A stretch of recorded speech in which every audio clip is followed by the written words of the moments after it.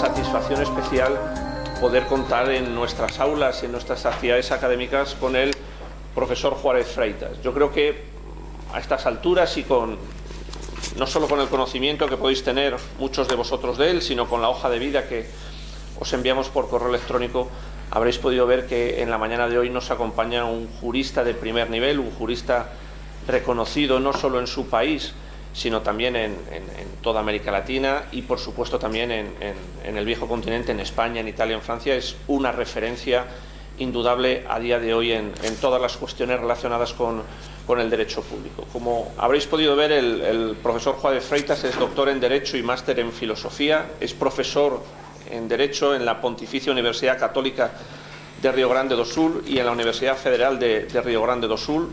Tiene un postdoctorado en Milán. Ha sido es expresidente del Instituto Brasileño de Altos Estudios en Derecho Público. También presidió durante un periodo de tiempo el Instituto Brasileño de Derecho Administrativo y actualmente es miembro nato de su consejo. Ha sido además profesor invitado, ha sido profesor visitante en numerosas universidades, no solo de América Latina, sino también de Estados Unidos y de Europa, y dentro de su producción científica abundantísima, citadísima, consultadísima por todos, pues algunos de los libros que pues son referencia en todo lo que tiene que ver con el derecho administrativo, con el derecho constitucional, como la monografía sobre la interpretación sistemática del derecho o la relacionada con el control de los actos administrativos y los principios fundamentales y la sustentabilidad, Derecho al Futuro, que en el año 2011 fue galardonada con la medalla Pontes de Miranda que otorga la Academia Brasileña de Letras Jurídicas. Como os decía, es un jurista absolutamente completo, que no limita su campo de actuación a la academia, a la universidad, como viene siendo habitual o lo que sucede, y ya lo conocéis, a los que estamos en España por imposiciones normativas. Él, además de ser un brillantísimo docente, un brillantísimo investigador, también es consultor internacional, autor de dictámenes y, por supuesto, toda esa labor la vuelca también en la actividad profesional desempeñando la abogacía. Por lo tanto, yo creo que lo que mejor le puede definir desde este punto de vista es un jurista de primer nivel, pero un jurista completo desde el punto de vista de la teoría, desde el punto de vista de la academia, desde el punto de vista de la investigación científica, pero también de la aplicación que de todos esos conocimientos y de todas las instituciones lleva a la práctica. Y hasta aquí podríamos decir que esa sería el relato simple y el relato justo y merecido, podríamos decir, que puede indicar cualquier currículum o cualquier página web o cualquier buscador donde se hablara del profesor Juárez Freitas. Como vais a tener ocasión de ver, detrás de este currículum que brevísimamente he tratado de glosar, hay una persona excepcional, hay un ponente, un palestrante que yo en todas aquellas actividades en las que he estado, expresión muy española, se queda con el público de una manera siempre muy pausada, muy equilibrada, logra meter absolutamente a todo el mundo en el bolsillo, lo cual refleja también que junto a toda esta actividad que he podido glosar es un conferenciante, es un palestrante que sabe volcar todo ese conocimiento en la difusión, en este caso en una actividad organizada en la Universidad de Salamanca. Por lo tanto, yo no me queda nada más que darle las gracias al profesor Juárez Freitas por haber hecho un hueco en su agenda, por habernos elegido dentro de todas las novias que tenía en su viaje en España para que fuera a distintas universidades, haber elegido a la Universidad de Salamanca, habernos elegido a nosotros, y además de darle las gracias, él sabe que aquí está entre buenos amigos, sabe que esta ha sido y, por supuesto, a partir de ahora va a seguir siendo su universidad y que nuestras puertas están abiertas y encantadísimas para que en el momento que quiera, no hace falta ni tan siquiera que llame, que venga, que estaremos encantados de poderlo oír. Muchísimas gracias, y como que era el último detalle que me faltaba por ver, y lo sabéis, la ponencia con la que nos va a ilustrar en los próximos minutos atiende al control jurisdiccional de las políticas públicas, materia que perfectamente es incardinable en muchas de las líneas de trabajo y en muchas de las líneas temáticas que se desarrollan tanto en el programa de doctorado como en estos 4 másteres. Muchísimas gracias, profesor Juárez Freitas, y le escuchamos.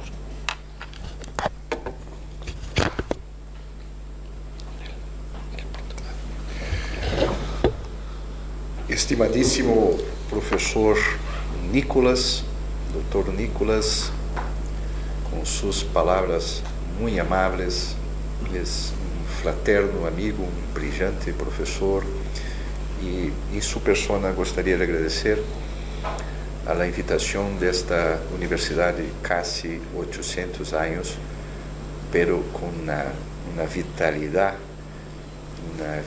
que comprova a possibilidade muito auspiciosa de uma longevidade ativa. Senhoras e senhores, especialmente a doutoranda Bruna, que ha sido nossa guia, eu falei com alguns dos nossos amigos e naturalmente teria a opção de falar em português, que me parecia a coisa mais inteligente, porque Salamanca é conhecida por ser a universidade do espanhol.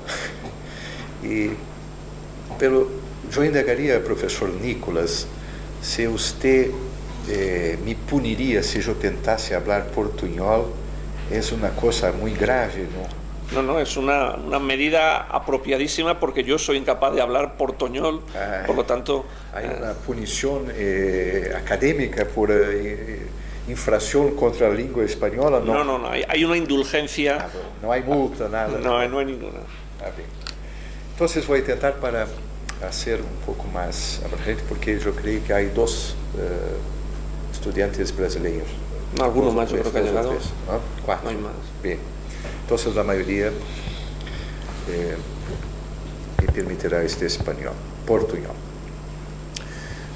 El control judicial de las políticas públicas es un tema fascinante porque es un tema de filosofía del derecho y de filosofía política sobre todo.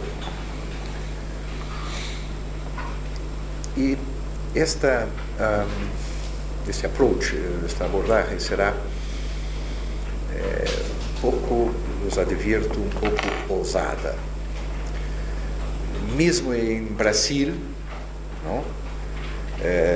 não quero que tenham a impressão que todos pensam assim. Há resistência do status quo, pero é uma visão um pouco ousada, pero necessária. Eu imagino, em primeiro lugar, que temos que cambiar o conceito tradicional de políticas públicas, antes de todo.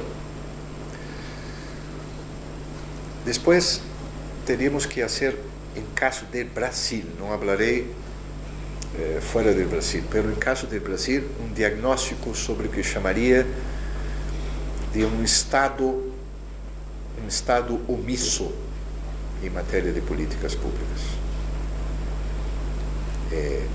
La omisión es la gran característica, yo creo que del Estado brasileño en los últimos tiempos, no de este gobierno, de aquel gobierno, pero en una cuestión cultural.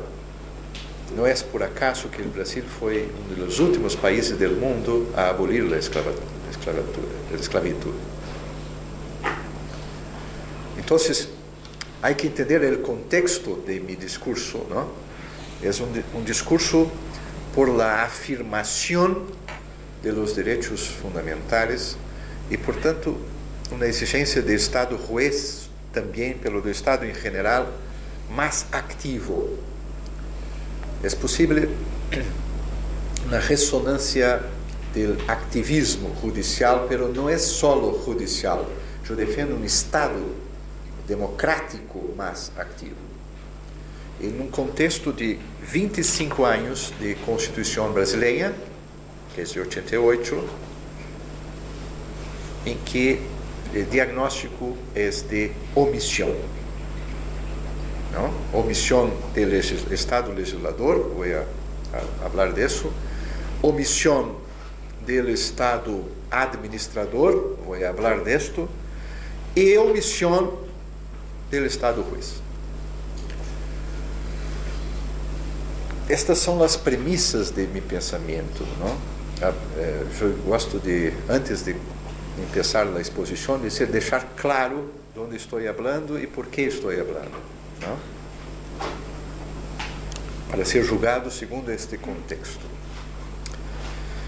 Bem, em primeiro lugar, então, há necessidade de cambiar o conceito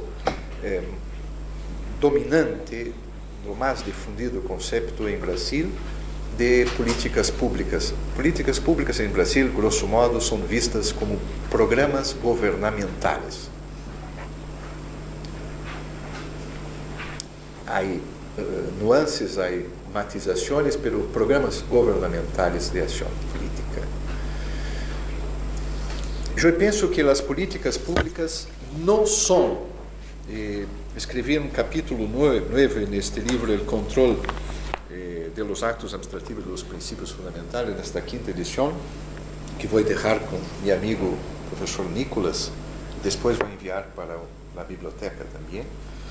Não são meros programas de governo, pero ações e pautas, diretrizes administrativas que precisam guardar vinculação com prioridades constitucionais cogentes, mandatórias,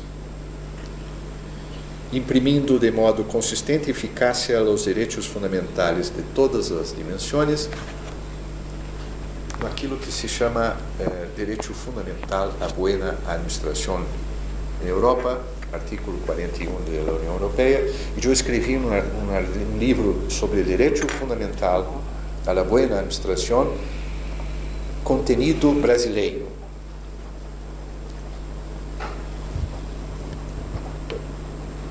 Há programas constitucionais obrigatórios, prioridades constitucionais absolutas, cogentes, que não permitem uma discricionariedade administrativa ampla como se supunha para o administrador e nem mesmo para uma chamada liberdade de conformação do legislador.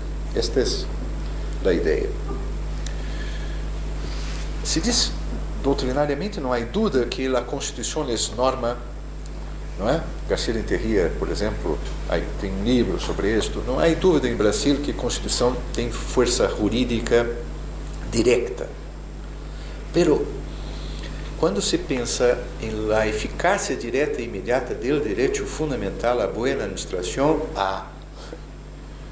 então, a velha escola da discricionariedade administrativa, das normas programáticas, parece que ressuscita, porque o viés do status quo dominante é refratário à eficácia direta e imediata dos direitos fundamentais, notadamente o direito fundamental à boa educação. E mais, recentemente, o professor Nicolas falou, escrevi um livro sobre o princípio constitucional da sustentabilidade, do desenvolvimento sustentável como um princípio fundamental de direito administrativo que determina políticas públicas voltadas não só à proteção do direito ao meio ambiente, que está em nossa Constituição, no artigo 225, pero que reconhece a titularidade de direitos de gerações futuras e que cambia por inteiro nossa concepção de controle da proporcionalidade, porque não apenas teremos que fazer um cálculo de custo-benefício tradicional, mas um custo e benefício que inclua benefícios diretos e indiretos, as externalidades, e custos indiretos, as externalidades negativas. Isto cambia todo o modo de controle das políticas públicas em Brasil. Desde 2010, hay una ley en Brasil que consagró el principio de la sustentabilidad en las licitaciones públicas. La contratación pública não pode ser voltada apenas para a eleição da proposta mais vantajosa de curto prazo. Há que incorporar critérios favoráveis ao desenvolvimento sustentável. Isto cambia todo porque, darei exemplos, uma contratação pública não pode estar alheia, soslayada, não? De las políticas de sustentabilidade. Eu me quedei profundamente surpreso com esta medalha Pontes de Miranda, que eu creio em Brasil é a mais importante, porque esta é uma obra bastante ousada. Eu sustento que toda análise dos actos, contratos, procedimentos e políticas administrativas tem que ser feita com análise de custo-benefício a longo prazo. E praticamente todas as ações do governo, qualquer que seja o governo, está com pautas eleitorais de curto prazo. Isto é uma tragédia em Brasil. Agora mesmo temos um problema, nossas cidades se tornaram as capitais. Você terão dificuldade mesmo em Madrid de compreender isso, os que não são brasileiros ou que não conhecem o Brasil.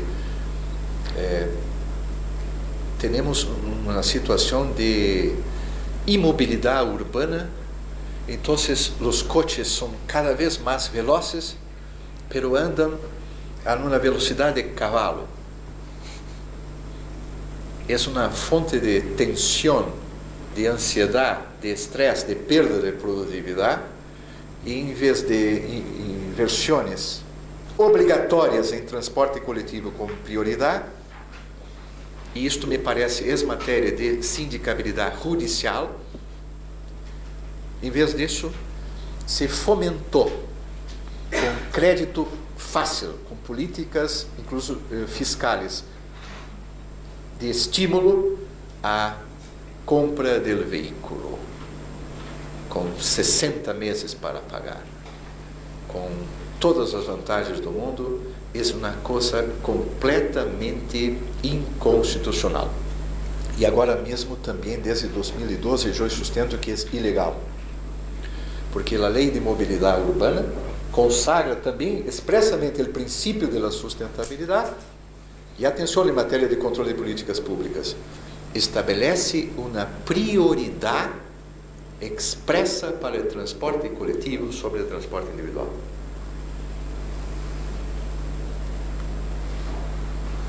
Então, eu penso bem, se as políticas públicas são programas cogentes da Constituição, e neste caso também da lei, há possibilidade de controle judicial de los desvios destas prioridades?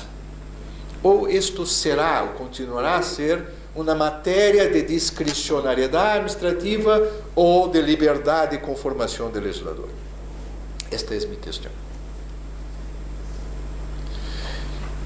Vou lhe ilustrar com um caso de uma cidade que você conheceu, Florianópolis, hermosíssima.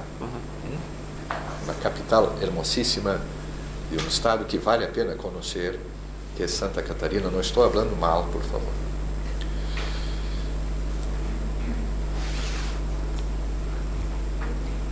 Crianças, ninhos, vítimas de abusos sexuais. É bom dar exemplo antes para não ficar só na teoria, não? Crianças, ninhos, vítimas de abusos sexuais. A questão é, o poder público, no caso município, ayuntamiento, tem ou não tem o dever de ter um programa de assistência, de cuidado, de proteção contra esta criança, que normalmente é vítima de abuso dentro de sua casa. É uma realidade. Esta é a questão. Qual é a visão clássica? A visão clássica é que esta é uma matéria de opção política. A sociedade elege representantes que vão dizer quais são as prioridades e alocar os recursos de acordo com as possibilidades orçamentárias segundo seus critérios. Se não forem bem aplicados, a sanção será tão solo na não recondução destes governantes. Está bem? Esta é a visão clássica, numa separação rígida de los poderes. Esta é uma visão completamente inconstitucional em minha percepção. Pero o que passou é que o município, a capital de Florianópolis, disse exatamente a visão clássica. Isto é uma matéria de discricionariedade administrativa, quando o Ministério Público é quase fiscal, não? Uhum. Os fiscais exigiam o programa do Poder Público Municipal. Não, isto é uma matéria de discricionariedade administrativa, de juízo político, de conveniência de oportunidade. É uma usurpação contra nossa autonomia popular, democrática. Você querer nos obrigar a hacer esta inversão. Temos outras prioridades. Además, segundo argumento reacionário, pero muito forte, usam doutrinas do direito comparado sem uma correta assimilação para hacer el mal. Em Brasil, el mal, se possível, com uma linguagem tedesca. Em alemão, o mal em alemão fica melhor em Brasil. Então se disse la reserva do possível. E se possível, em alemão, que fica melhor. Não tenho nada contra os alemães, só algumas coisas, não? Que é a apropriação indevida, etc, etc, etc.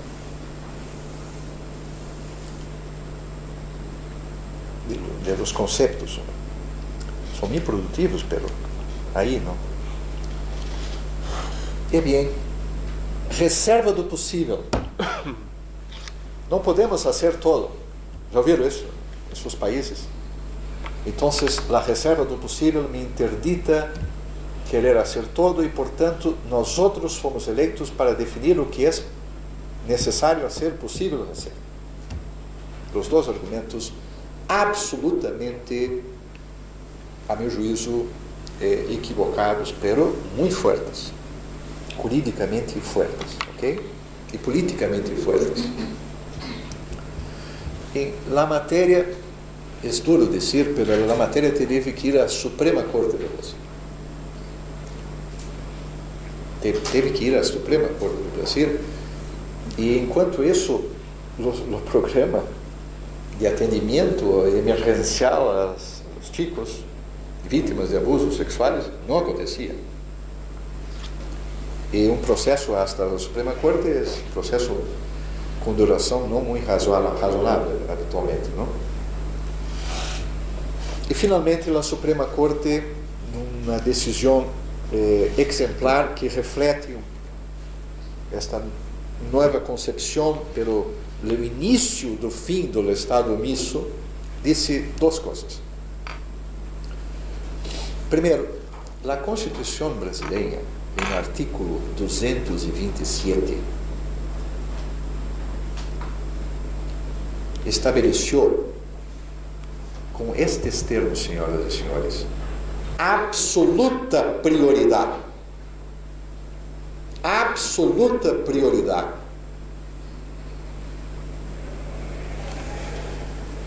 Manter o Estado,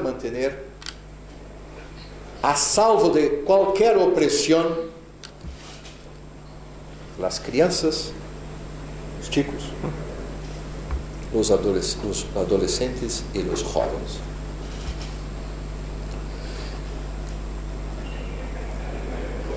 Absoluta prioridade. neste caso, o texto, que não é o argumento mais importante, mas neste caso o texto está a favor do espírito. Absoluta prioridade. É insofismável. E, portanto, neste caso, por isso essa decisão é importante, não cabe a invocação da discricionalidade administrativa. Reconheceu um caráter corrente e uma prioridade constitucional. Segundo, neste caso, cabe a invocação da reserva do possível. E eu criei uma expressão que começa a ser difundida no Brasil, que é a doutrina da reserva à reserva do possível. Só em último caso se aceita a reserva do possível. E quem tem que provar a impossibilidade matematicamente é o poder público. E não só invocá-lo, como suele acontecer. E nesta decisão, que eu cito acá, então se determinou positivamente numa tutela específica anti-omissão administrativa a implementação de um programa, de uma política pública. Este é o primeiro caso interessante para a reflexão. O melhor da história não é isso. É o que vem depois. O programa foi criado e quando você foi a Florianópolis ano passado, o município não quebrou por isso. Não quebrou por isso. Não havia nenhuma impossibilidade orçamentária. É uma coisa terrível, trágica. Então, este primeiro caso ilustra bem onde estamos. O cenário é: não poderemos mais conceber políticas públicas como simples programas governamentais. São a formulação, a implementação dotadas de alguma liberdade, sim, pero em harmonia com as prioridades constitucionais cogentes.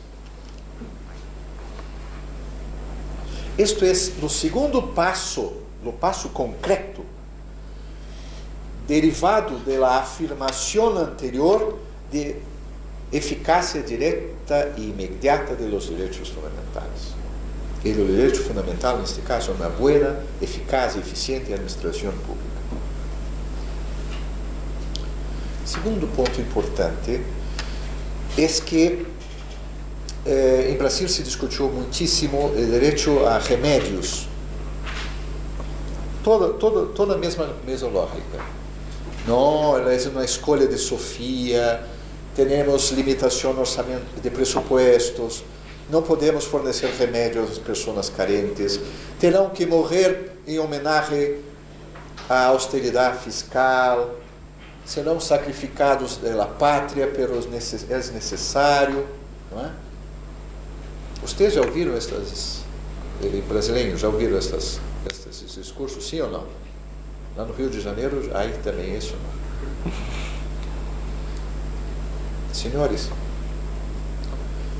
juízes em controle judicial de políticas públicas de saúde, e novamente a Constituição brasileira determina a obrigação do Estado em matéria de saúde, respeitando o mínimo conteúdo essencial do direito de saúde, que é o direito a remédios vitais de uso contínuo,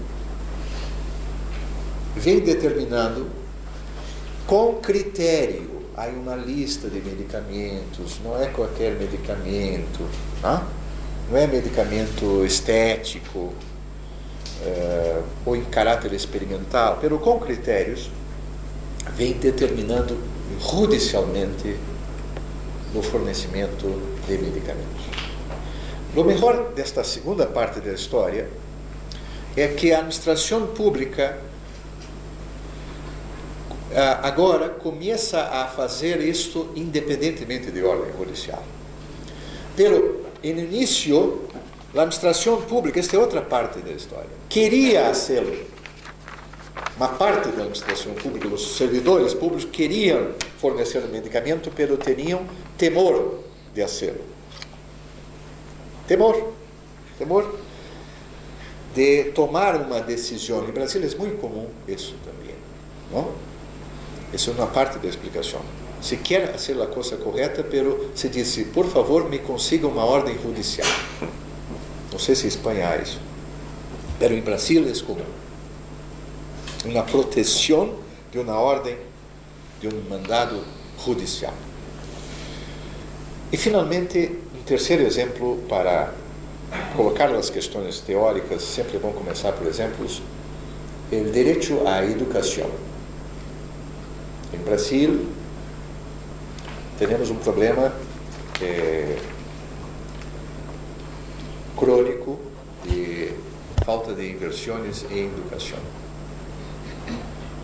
Temos a vinculação de pressupostos, etc., pero temos milhões de chicos fora da escola, em estado, sobretudo creches, que são pré-escola. O Estado, o juiz, tem que determinar a administração pública a matrícula em creche e próxima da família. Todo igual. Discricionariedade administrativa, reserva, toda a mesma resistência. Pero agora estamos em passo além. E as Cortes de Contas começam a exigir este passo além. Incluso a Corte de Contas de nosso tribunal. E agora eu saquei um livro, Manual de Buenas Práticas para as Cortes de Contas, a convite da Associação Nacional, e inseri alguma coisa sobre isso, que exigência de políticas de educação, pero não só matricular, senão que matricular com educação de qualidade mínima e aferível, mensurável. Estes exemplos, 3, vou dar mais um e último exemplo. Agora, em matéria de licitação pública. Imaginem os senhores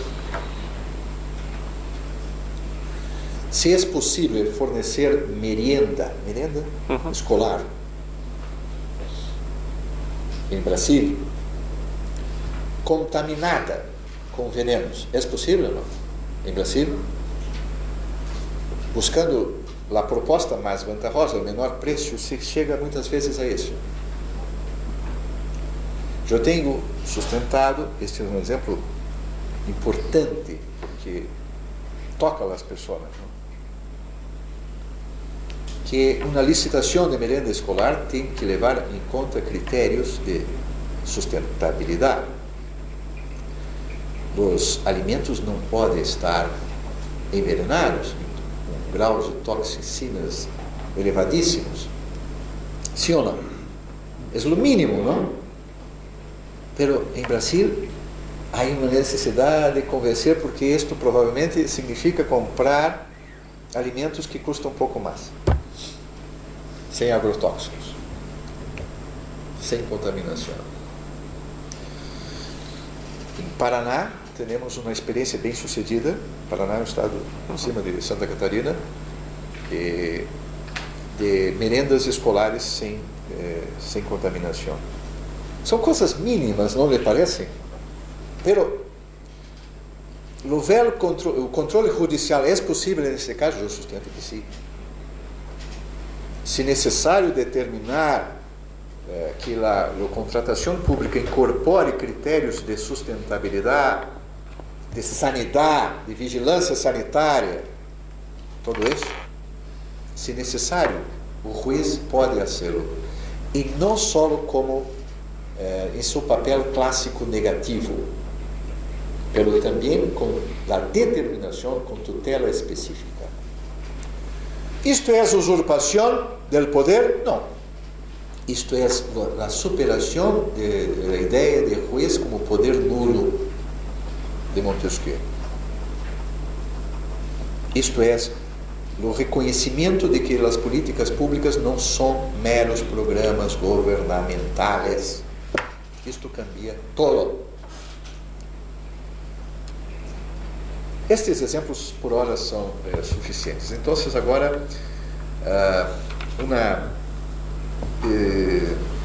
aclaração teórica. Para mim, há 3 pontos em las políticas públicas.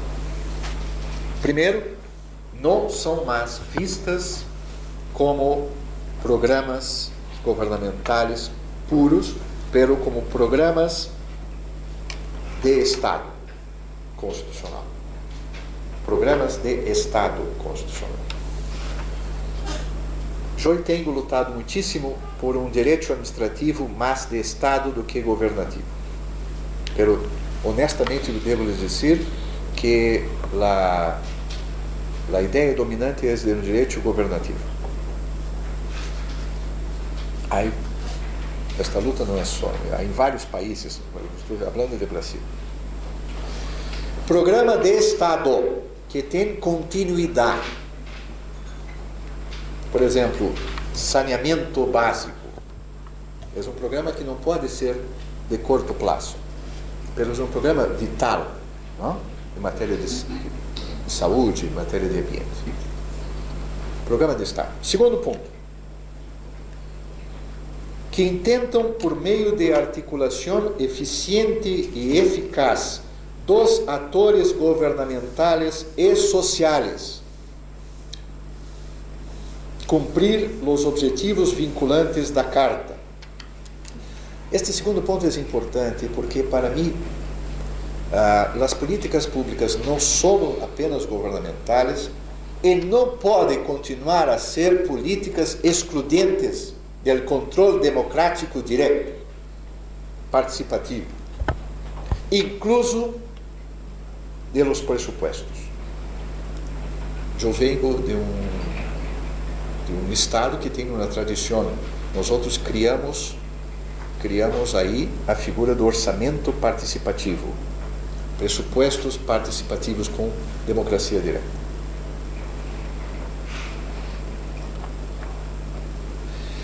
Terceiro e último ponto, elemento de novo conceito é, em ordem a assegurar, com hierarquizações fundamentadas, devidamente motivadas, a efetividade do complexo de direitos fundamentais de las gerações presentes e futuras. Não se podem querer políticas públicas voltadas para o crescimento do produto interno bruto solamente. Isto é uma irracionalidade do nosso mundo. Em Brasil, por exemplo, tem uma situação de produto interno bruto, até por seu tamanho, recursos naturais, superior à Espanha. Pero Espanha,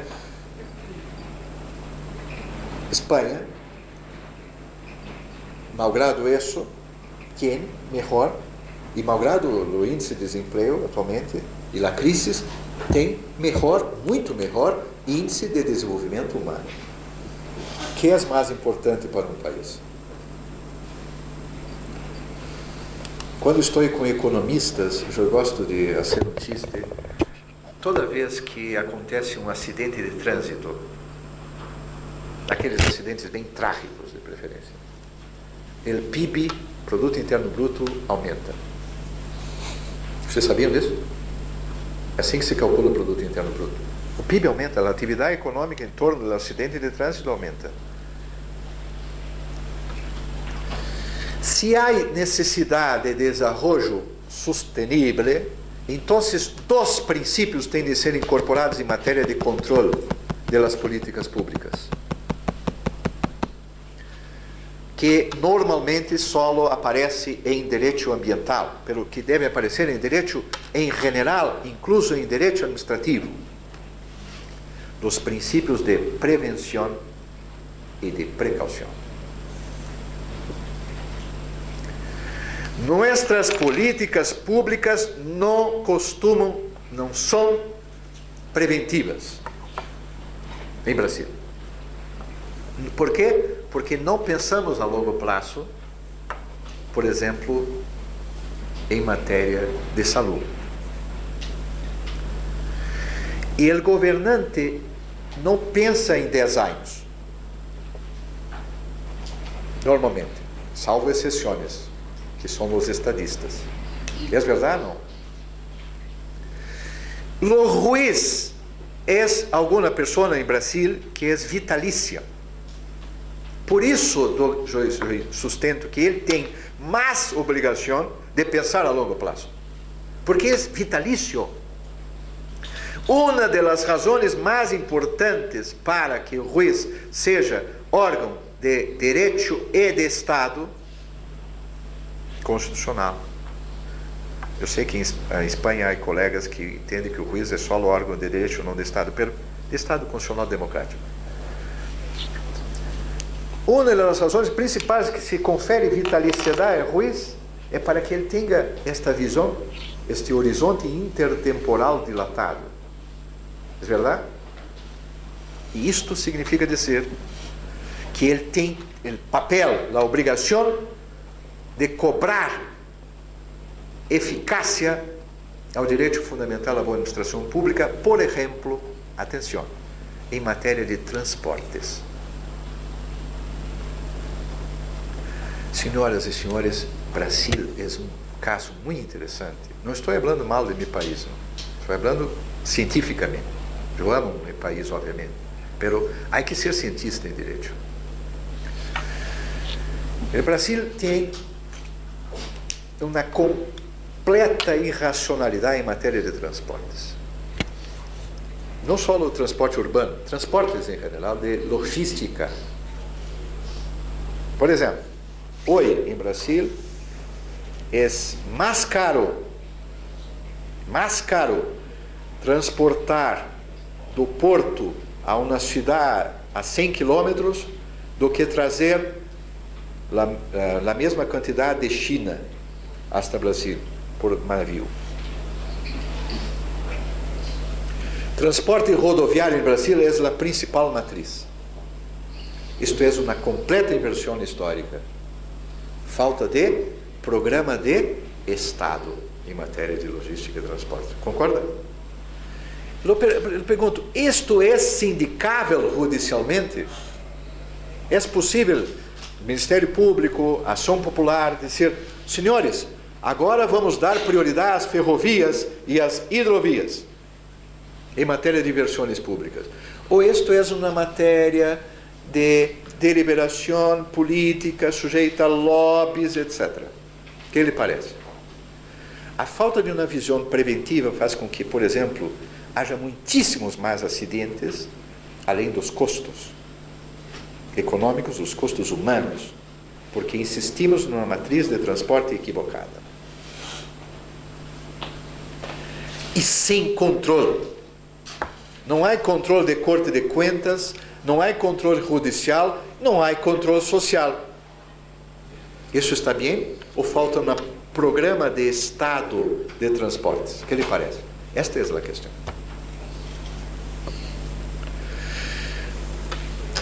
Última parte de minha exposição, porque depois, se houver tempo, gostaria de falar em charla, né? Diálogo. O Estado brasileiro é um Estado que precisa ser uma grande opção. Ou queremos um Estado de desenvolvimento sustentável, como quer a Constituição brasileira, artigo 225. Ou queremos isso, ou este Estado quer seguir a política de curto prazo que em Brasil conduz à inflação, perda de produtividade, perda de competitividade internacional e, sobretudo, perda de talento social. Esta é a opção, para mim, é uma opção muito fácil. Basta ter um pouco de formação moral e jurídica para dizer, eu sei qual é o caminho. A questão é, o juiz deve participar disso? Atenção, não estou defendendo o Estado juiz onipotente do paternalismo autoritário. Eu estive agora em Harvard e se debate muitíssimo aí qual é o melhor paternalismo. O paternalismo libertário, Kassanstein, etc., ou um paternalismo que chama paternalismo coercivo. Mas uma coisa curiosa, em tempos de funerárias de neoliberalismo, não? A crise de 2008 pelo menos teve este efeito, pero não total. Aí as ideias não morrem totalmente. Pero nesta coisa, praticamente nenhum autor sustenta que o Estado não deva ter ação intervencionista do tipo protecionista ou paternal, porque o mercado por si solo é suicida, se destrói. Eu defendo não um Estado juez, paternalista, autoritário, onipotente, não. Eu defendo o Estado juez como um dos importantes protagonistas, pero solo uno, de la afirmação de políticas de Estado democrático que historicamente em Brasil não tem recebido suficiente cuidado. Pero as coisas estão cambiando. A Suprema Corte começou a falar nestes termos de políticas públicas como políticas mandatórias. Temos agora em maio o 4º Congresso Internacional de Direito e Sustentabilidade, que eu presidirei em Foz do Iguaçu. Estão todos invitados. O professor Nicolas talvez esteja conosco. E a cada ano mais e mais colegas despiertam para a importância de um novo tipo de desenvolvimento, com redução de la iniquidade estrutural de nosso país.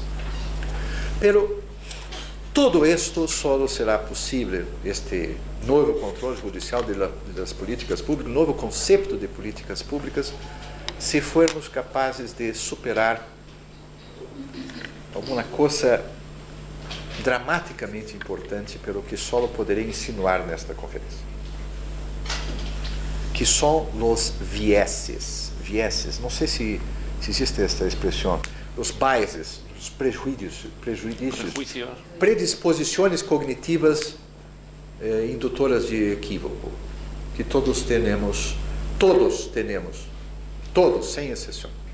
Atenção, incluso o expositor. Todos.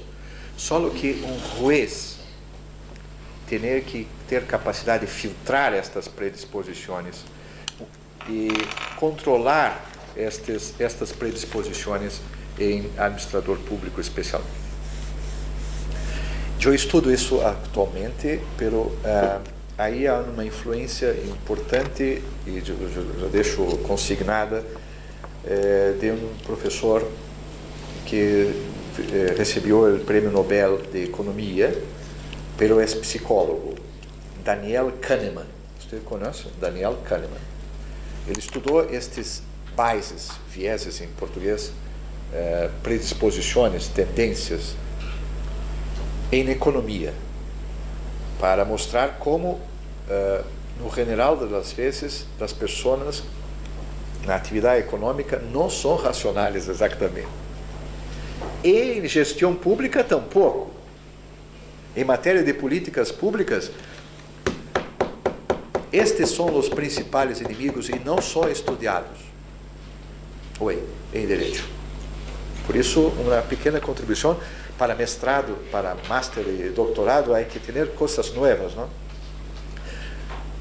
Espero não ter calibrado mal e trazido coisas demasiado novas, pero biases. Primeiro, a predisposição de confirmação.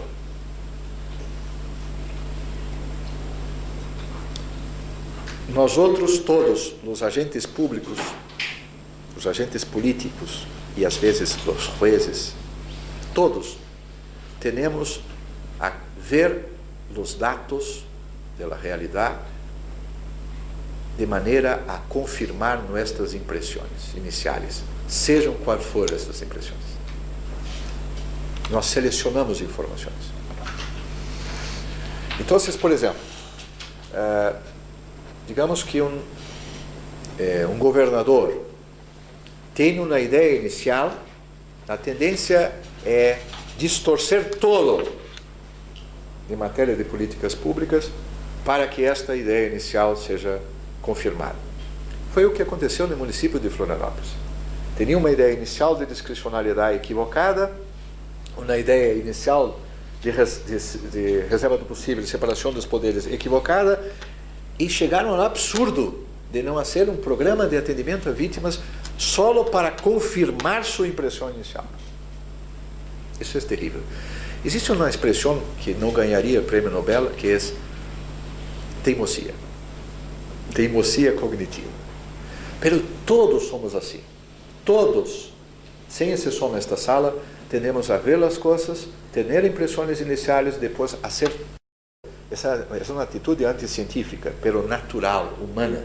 Tem explicações evolucionárias. É que consome menos energia. Por isso.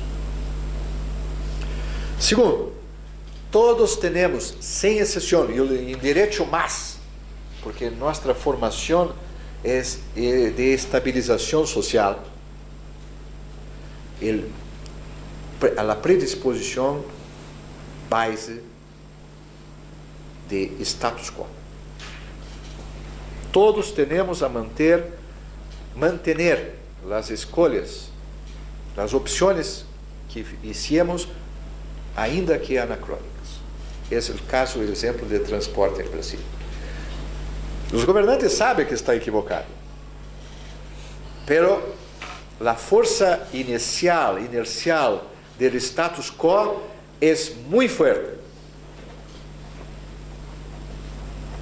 Em Brasil, todos sabiam que a esclavitud é um erro, incluso econômico, os ingleses lo diziam, pero se manteve hasta o fim.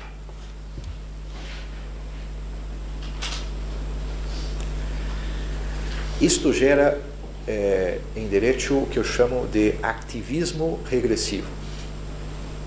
Então, por exemplo, há pessoas que não querem incorporar critérios de sustentabilidade às compras públicas, que continuam achando que uma coisa é contratação pública, outra coisa é política pública. Parece incrível, não? Pero esta separação ilógica se mantém. Exemplo 2. Em Brasil temos agora uma lei importantíssima de resíduos sólidos. E todos os municípios têm que fazer um plano de gerenciamento dos resíduos sólidos, com responsabilidade pós-consumo. É uma coisa realmente muito importante e muito transformadora, quase revolucionária. Vocês não imaginam a resistência cultural. Isto não é para agora, temos mais tempo, é muito complexo. Já ouviram isso? É demasiado complexo. Necessitamos pensar mais. Para comprovar o estado omisso, temos coisas como esta. 25 anos e não se conseguiu cumprir a Constituição que determina sempre licitação para concessão de serviços públicos, que os transportes coletivos urbanos em algumas cidades, inclusive Porto Alegre, fossem licitados. Inclusive em La União, fossem licitados os transportes estaduais. E as explicações são as mais incríveis. Eu dei um dictamen dizendo que a licitação era obrigatória, as prorrogações não poderiam mais continuar, etc. E fui participar de uma reunião, de um meeting com os empresários do setor. E me dizem coisas, sim, professor, pero temos direito adquirido. Senhores, não há direito adquirido contra a Constituição, é necessário licitar. E sabe o que diz o poder público? É uma licitação que é muito complexa. 25 anos de inconstitucionalidade. Isto é em Brasil. É um Estado omisso ou não? Temos que fazer uma investida contra esta omissão ou é exageração de minha parte?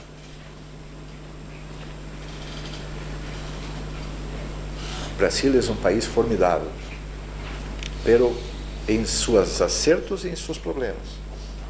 Aí que o direito ajudar no processo de civilização de um país. Então, o status quo é uma coisa importante. de vencer. Eu imagino que na universidade de 800 anos tem esta tensão também, não? Pero está mais acostumbrada à transformação porque são tantos anos de luta, né? Bem. Terceiro, não darei todos, darei só os principais. Terceiro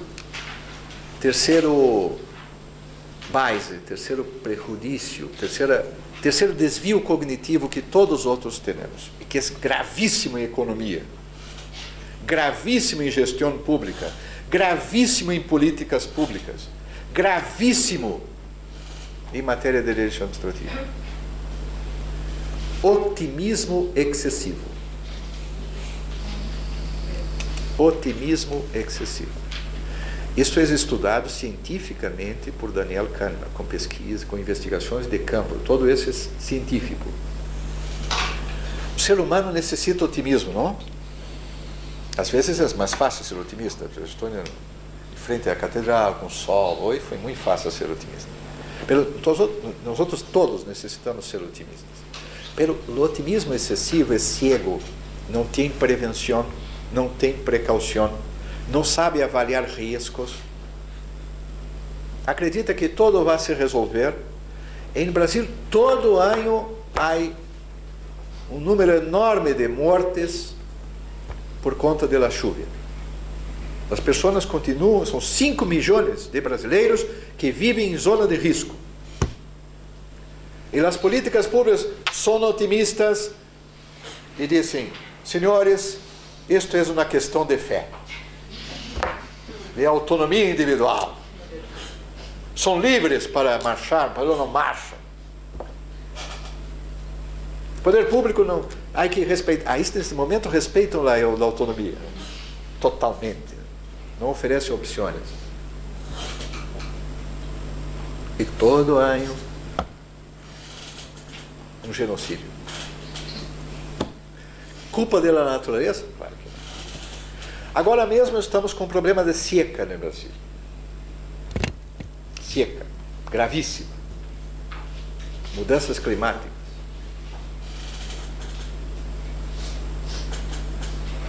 E de vez em quando há uma figura, não sei se há em espanhol, apagão. Não sei. Se apaga tudo. Caótico. Para meditar sobre as desvantagens da Idade Média, não? E bem, a Presidente da República concorda comigo, né, que eu vou dizer agora. E vem na explicação do órgão nacional de administração energética. E filmaram a reação da Presidente no Palácio, na câmera indiscreta, filmou o momento em que ela estava absolutamente enlouquecida com a explicação. Se filmou exatamente esse momento. Agora, e culparam, atenção, senhoras e senhores, culparam os raios. A culpa são os raios, muito frequentes no Brasil. O Brasil é campeão mundial em raios. E a Presidente deve ter dito que vão para os raios, que eu parta com essa explicação. Ela é uma pessoa um pouco impetuosa, digamos assim. Senhores, isto é outra parte do otimismo excessivo, não é? É acreditar que os problemas não são nossos, não é? E que vão se resolver. Isso é um raio, não é um problema estrutural, não é? Isso é uma questão importante. Pelo último tema de minha investigação, isso já está em meu livro, por influência de Kahneman. Há muitíssimos estudos clássicos já sobre isso. É a tendência humana e do gestor público de modo muito especial da preferência pelo presente em detrimento do futuro. O ser humano tende a optar pelo imediato. Todo ser humano. Olha a dificuldade que há em poupança. Alguns países têm poupança em excesso, Japão. Mas, em geral, as pessoas não pensam quando vão se retirar, não pensam em previdência, não pensam em gestão da previdência, não é verdade? Em geral, há um estudo muito interessante, professor Nicolas, que mostra a dificuldade das pessoas, dizem, não sei se especialmente das mulheres, mas das pessoas, de se imaginar viejos. Alguém aqui consegue facilmente se imaginar viejo? Consegue? Viejo, bem viejo. Já se imaginaram ou não? Então, fizeram uma experiência muito interessante e mostraram para as pessoas com um retoque no computador sua imagem como viejos. E mostravam essas pessoas diariamente essas imagens, para um grupo e outro não. Sabe o que aconteceu com o grupo que via todo dia a sua imagem de viejo? Começaram a poupar mais. Os outros continuavam no hiperconsumismo frenético. O ser humano tem uma dificuldade de se imaginar no futuro, sobretudo se o futuro não é bueno. É verdade ou não? Todos querem tomar o elixir da juventude. O governo, então, o Brasil tem um problema. Pode ser uma coisa boa, mas é um problema. Temos hoje 18 milhões de pessoas com mais de 65 anos. E temos 38 milhões, quase na Espanha, de pessoas com mais de 50 anos. E em 2030, teremos 30 milhões de pessoas com mais de 65 anos. E em 2060, teremos 60 milhões com mais de 65 anos. Senhores, e todos nós vamos estar vivos em 2060 no Brasil. Eu espero. E dando conferência, em Salamanca, de preferência, com o convite do professor Nicolas, que estará cada vez mais jovem. Quando eu hablo agora que o Brasil tem que ter uma política voltada prioritariamente para o idoso, as pessoas me acusam de falar em causa própria. Todavia não. Mas estou falando em na superação desta preferência pelo presente. As políticas de longo prazo são políticas de Estado, porque o Estado não pode deixar de ter, em caso de Brasil, a opção pelo respeito às gerações futuras. Então, por supuesto, também o direito à longevidade ativa, longevidade digna, ativa, é uma questão essencial para um país jovem como o Brasil, que necessita aprender a pensar a longo prazo.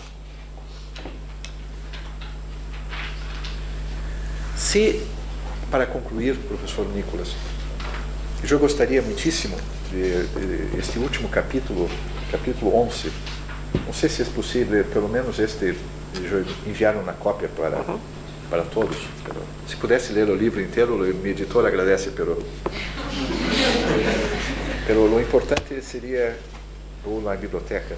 Eu gostaria de, a partir de agora, ter um contato, depois vou deixar meu e-mail, um contato de intercâmbio, porque em minha universidade, eu leciono na Universidade Católica, master e doutorado, presido o Instituto Brasileiro de Altos Estudos de Direito Público, com investigações em desenvolvimento sustentável de direito público. E também leciono na Universidade Federal de Direito Administrativo. Em todos esses sítios eu tenho grupos de investigações. Pero só há um princípio em nosso grupo. Por favor, inovar. Não me venham com coisas que já conosco bem. Não?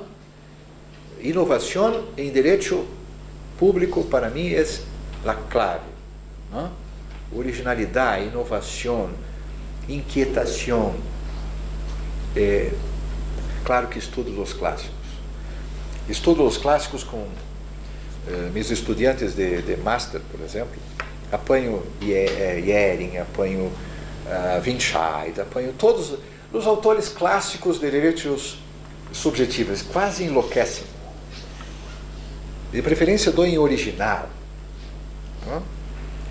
E a primeira impressão que tem a meu respeito é que é um professor clássico. É todo teatro. Pero não diz a eles. Não pode colocar na internet isso. Não. E depois de algum tempo, entro na sala e digo, muito bem, agora vocês conhecem as principais teorias de direitos subjetivos. Quero dizer que não serve para nada.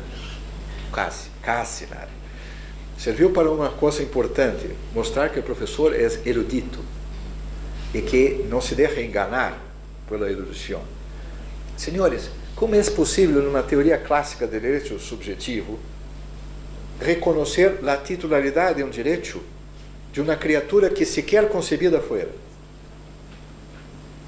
Este direito existe e é um direito fundamental. Os direitos fundamentais das gerações futuras. Vamos ter que reinventar esta teoria. Não vamos deixar nada para trás, tudo é importante, mas esta teoria clássica não conseguirá salvar a espécie humana de sua própria destruição. O planeta não corre nenhum perigo. Essa história de vamos salvar o planeta é tola. Não vamos salvar o planeta nada. O planeta não está em perigo. Aliás, o único perigo que há para o planeta é um meteoro gigante.